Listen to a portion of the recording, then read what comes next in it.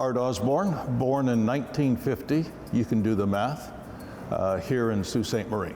I've been asked to comment on the parade as a former broadcaster in the 70s at CJIC Radio and TV. Those call letters are long gone. But for decades, those stations provided great support to Rotary, including parade coverage. I was also involved in coverage as a volunteer on Shaw TV for a few parades. Now going back, radio coverage probably started in the 1930s when CJIC Radio went on the air, followed by more coverage when CKCY started in 1955. And that was likely the same year for the first live parade on CJIC television, and that station went on the air in 1954. Cable TV and others became involved later. Now, parade media coverage to me is key to the community because it helps viewers to recognize the sponsors, the supporters, and the parade entrants, and what those entrants have as messages that they want people to get. And although thousands attend the event every year, for some of the community, all they see, hear, or know of the parade is through media. Now, the Rotary Parade and associated events combined with media coverage of all that great, colorful excitement helps create memories. And every year, new memories are made from what people see on the street watching the parade, but also from what media shows them. The words of announcers and the camera angles can add extra excitement, and those first involved in TV broadcast of the parade were among the best. Names like John Rhodes, Grace Pitt, George Dinescu, Carl Sapkowski, Bert Luciani, Jerry McDermott, and Albert Jones, and so many more. All who provide parade coverage now stand on the shoulders of those people. Now, highlights for me watching the parade are to see how the parade entrants take that Rotary theme and bring it to life. And Rotary ambassadors, Timmy and Tammy, are always favorites for who they are and what they represent. As a kid and for over all the years, for me, the 49th Pipes and Drums are also among my most favorite anticipated parade regulars.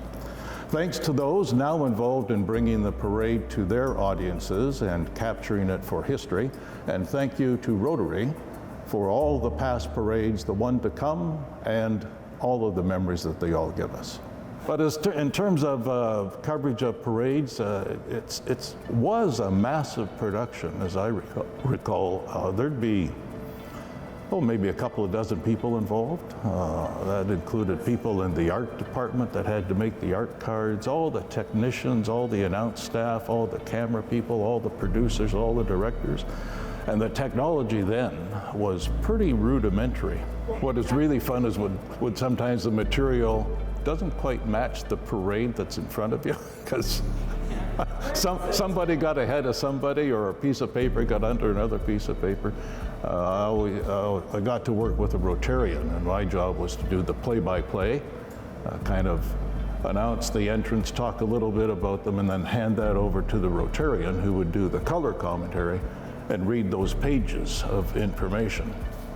And sometimes one of us would have to nudge the other because somebody would start reading the wrong sheet, because you're busy looking at the sheet and you're talking about X, Y, Z.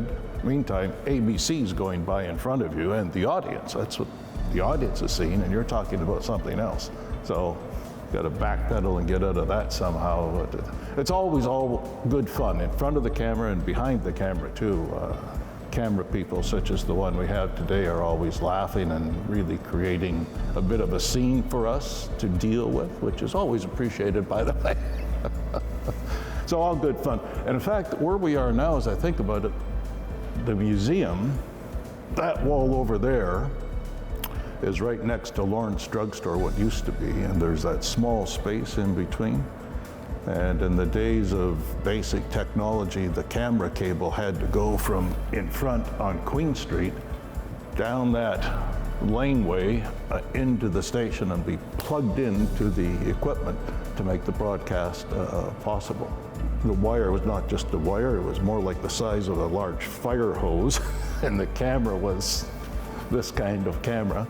And a guy by the name of Bert Luciani and Don Gibson and some others would wheel that camera and keep up with the parade. And easy now with technology, but then this camera had some weight and would sometimes had momentum and get away on you, and you had to really hang on to that handle to bring it back.